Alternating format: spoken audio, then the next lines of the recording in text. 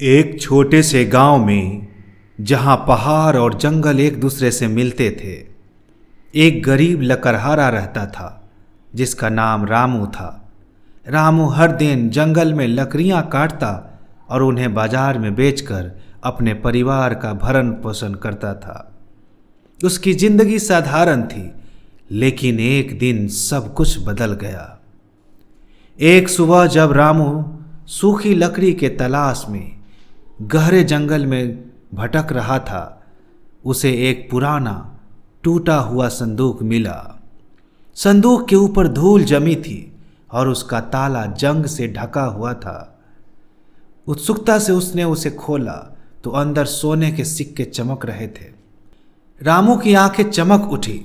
उसने सोचा, ये मेरी किस्मत बदल देगा। लेकिन संदूक के नीचे एक पुरानी चिट्ठी भी थी, जिसमें लिखा था, ये खजाना लेने से पहले मेरे 3 सवालों का जवाब देना होगा। हर गलत जवाब की कीमत होगी। रामू ने चिट्ठी को नज़रअंदाज किया और संदूक को घर ले आया। उस रात जब गांव के सभी लोग सो रहे थे, रामू के सपने में एक छाया आई। उसकी आवाज़ गहरी और डरावनी थी। छाया ने कहा, मैं इस खजाने का रक्षक हूं। 3 सवाल पूछूंगा, जवाब दे वरना। रामू घबरा गया, लेकिन लालच ने उसे हिम्मत दी। छाया ने सबसे पहला सवाल पूछा, सबसे कीमती चीज क्या है? रामू ने तुरंत कहा, सबसे कीमती चीज सोना है। छाया हंसी और बोली, गलत, बिल्कुल गलत जवाब दिया तूने। सबसे कीमती चीज है वक्त। अगले दिन सुबह रामू की आंखें खुली तो उसका आधा बाल सफेद हो चुका था। उसका वक्त चुरा लिया गया था।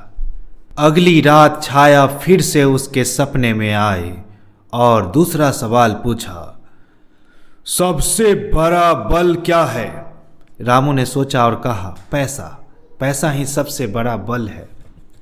छाया ने फिर ठहाका लगाया और बोला, गलत, इस बार भी तूने गलत जवाब दिया। सबसे बड़ा बल है विश्वास। सुबह उठते ही रामू को पता चला कि उसकी पत्नी उसे छोड़कर मायके चली गई है। उसका विश्वास रामू के प्रति टूट गया था। अब रामू डर गया। उसके पास एक आखिरी मौका था। तीसरी रात छाया फिर से उसके सपने में आई और फिर एक सवाल किया, अब मुझे बताओ कि सच्चा धन क्या है? रामू का मन अब टूट चुका था। उसने सोने के सिक्के को देखा जो अब उसे बोझ लग रहे थे। उसने कहा, ईमानदारी और प्यार। छाया चुप रही, फिर गायब हो गई। सुबह जब रामू उठा तो संदूक गायब था, लेकिन उसके बाल वापस काले हो गए थे और उसकी पत्नी दरवाजे पर खड़ी थी, मुस्कुराते हुए। रामू समझ गया, लालच ने उसे लगभग सब कुछ छीन लिया था। उसने जंगल में लौटकर फिर से मेहनत करना शुरू कर दिया और अपने परिवार के साथ सच्चाई की राह पर चलने लगा। गांव में उसकी कहानी फैली और लोग कहने लगे, सोना खजाना नहीं, मन का सुकून ही असली धन है।